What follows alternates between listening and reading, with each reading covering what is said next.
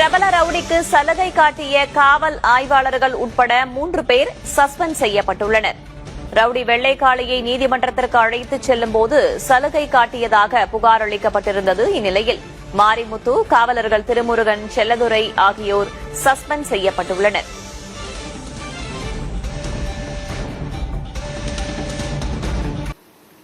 அங்க மட்டும் இல்ல சார், இன்னைக்கு அருப்புக்கோட்டை, விருதுநகர் மாவட்டம் அருப்புக்கோட்டையிலையும் ஒரு பெட்டிஷன் இல்லை சார்.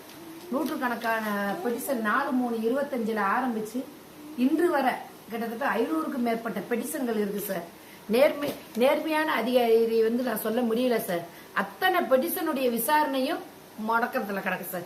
உயர் அதிகாரிகிட்ட மனு கொடுத்தும் எங்க வந்தாலும் இந்த அருப்புக்கோட்டை கேம்ப் ஆபீஸ்க்கு வரணும், இங்க அருப்புக்கோட்டைக்கு தானே வரணும், உங்களால என்ன பண்ண முடியும்?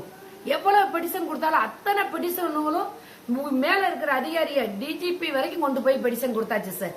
கொடுத்து டிஜிபி, ஐஜி, இங்க எஸ்பி, கிட்டத்தட்ட எஸ்பி மட்டும் அருப்புக்கோட்டை காவல் விருதுநகர் காவல் கண்காணிப்பாளர்கிட்ட மட்டும் ஒரு கிட்டத்தட்ட 100கணக்கான பெட்டிஷன் சார். அவ்வளவு பெட்டிஷன் கொடுத்தாலும் இங்க அருப்புக்கோட்டைக்கு தான் வரணும். 4/3/25 எந்த அதிகாரி, அருப்புக்கோட்டை ஆய்வாளர் பாலமுருகன், வேல்முருகன் 2 பேரும் செய்த சதி. பேங்க் மேனேஜர் ஒரிஜினல் ஆவணங்கள் இருக்கத்தக்கன போலியான ஆவணத்தை நோட்டரி பப்ளிகேட் அட்ரஸ் கொடுத்து அவங்க நகையை மீட்டிட்டாங்க. அவளுடைய ஆவணங்கள் இருந்தும் எந்த நடவடிக்கையுமே கிடையாது சார். இன்னைக்கு அருப்புக்கோட்டையில எந்த மனுவை விசாரிக்க போட்டாலும் அருப்புக்கோட்டைக்கு தான் வருது. அந்த மனுவுக்கு உயர் அதிகாரிகிட்ட என்ன சொல்லணுமோ அத்தனை விஷயத்தையுமே உயர் அதிகாரிகிட்ட தவறான ரிப்போர்ட்டுகளை புகுந்துறது. அப்ப தவறான ரிப்போர்ட்டுகளை பூத்து அந்த மனுவையே ஒண்ணுமில்லாம ஆக்கிட்டாங்க சார்.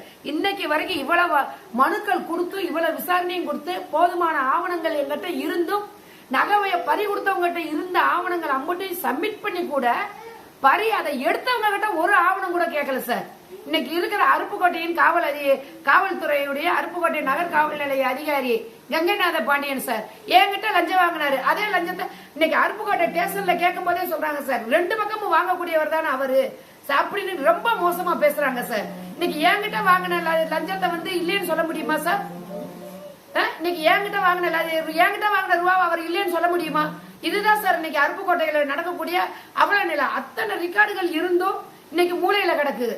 அதனால மாண்புமிகு தமிழக முதலமைச்சர் அவர்களுக்கு இன்ஸ்டாகிராம்ல இருந்து அனைத்து விதமான நானும் கிட்டத்தட்ட ஒரு 50 இன்ஸ்டாகிராம் வரைக்கும் பதிவு பண்ணியிருக்கேன், ரிப்போர்ட் கொடுத்திருக்கேன், ஆயிரக்கணக்கான பெட்டிஷன் கொடுத்திருக்கோம். இதுக்கு மேல எங்களுடைய நகையில எப்படி நாங்க கைப்பற்ற முடியும் சொல்லுங்க சார். எங்களுடைய குடும்பத்தையே 80 பவன் நகையை தொலைச்சிட்டு நாங்க சீரழிஞ்சிட்டு கிடக்குறோம் சார். உயர் அதிகாரி கேட்ட தவறான ரிப்போர்ட்டையும் இவங்க கொடுக்கறது. ஏன் காரணம் என்னன்னா, இந்த 80 பவன் நகையும் அருப்புக்கோட்டை காவல் ஆய்வாளர் பாலமுருகன், வேல்முருகன், இப்ப உள்ள கங்கைநாத பாண்டியன் எல்லாரும் பிரிச்சு பங்கு போட்டுக்கிட்டாங்க. எங்களால ஒண்ணுமே செய்ய முடியல. மேலதிகாரிகிட்ட பெடிஷன் கொடுத்தாலும் கீழே தான் வருது. இங்க உள்ளவங்க அங்க உள்ள பொய்யான ரிப்போர்ட் சொல்றாங்க. இத மாண்புமிகு தமிழக முதலமைச்சர்களுக்கு, தமிழக மக்கள் அனைவரும், நானும் ஒரு சமூக ஆர்வலர், அதனால எனக்கு தமிழக முதலமைச்சர் அவர்களுக்கு எல்லா மக்களும் இதை பகிர்ந்து தமிழக முதலமைச்சர் பாக்குற வரைக்கும் நீங்க அனைத்து பேருமே நீங்க பகிரணும். எனக்கு நல்ல நியாயம் கிடைக்கணும். அருப்புக்கோட்டைக்கு ஒரு நேர்மையான அதிகாரிகளை நீங்க நியமிக்கணும். என்னுடைய அதிகாரி மனித உரிமை கமிஷனர் வரைக்கும் நான் கொண்டு போயிட்டேன் சார். சிபிசிஐடி வரைக்கும் கொண்டு போக நான் தயங்க மாட்டேன் சார். என்னுடைய பொருளை இழந்துட்டு அத்தனை அதிகாரிகளும் அருப்புக்கோட்டை நகர் காவல் நிலையத்தில் இன்னைக்கு வரைக்கும் ஒருத்தரை காப்பாத்த ஒருத்தர் இப்படி ஏமாற்றம் பண்ணி என்னுடைய 80 பவன் நகையுமே நாசக்காடு பண்ணிட்டாங்க சார். இப்ப அந்த பொருள் எங்க இருக்குன்னு தெரியல. அனைத்து ஆவணங்கள், நகை பேங்க்ல டிரான்ஸ்பர் பண்ண ஸ்டேட்மெண்ட், நகை சித்தைகள் அனைத்து எங்க கிட்ட இருக்கு. நகையை எடுத்துட்டு போன என்ன இருக்கு அப்படின்னு கேட்க முடியல சார். இன்னைக்கு தலை விரிச்சு அலையுது சார் இன்னைக்கு அருப்புக்கோட்டை நகர் காவல் நிலையம்.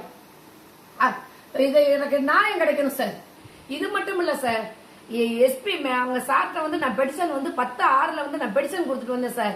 அங்க மன வேதனையில எல்லா பெடிஷனையும் க்ளோஸ் பண்ணி இங்கிட்டு வாங்கி நகையை பிரீஸ் பண்ண லெட்டர் கொடுக்கறது, தவறுன்னு தெரிஞ்சு பிரீஸ் பண்ண லெட்டர் கொடுக்கறது, இங்கிட்டு பணம் வாங்குறது, அங்க லெட்டர் அங்க கொடுத்துட்டு அவங்ககிட்ட பணம் வாங்குறது. இப்படிதான் சார் அருப்புக்கோட்டையே போயிருக்கு. இன்னைக்கு பணம் போட்டு அம்பளவு சார்.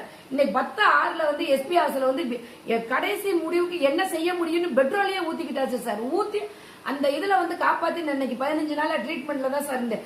இப்ப வரைக்கும் எஃப்ஐஆர் போட்ட காப்பியில சார் ஐபிசி சட்டம் நான் பெடிஷன் கொடுத்தது 4/3/25 ஸ்டார்டிங்.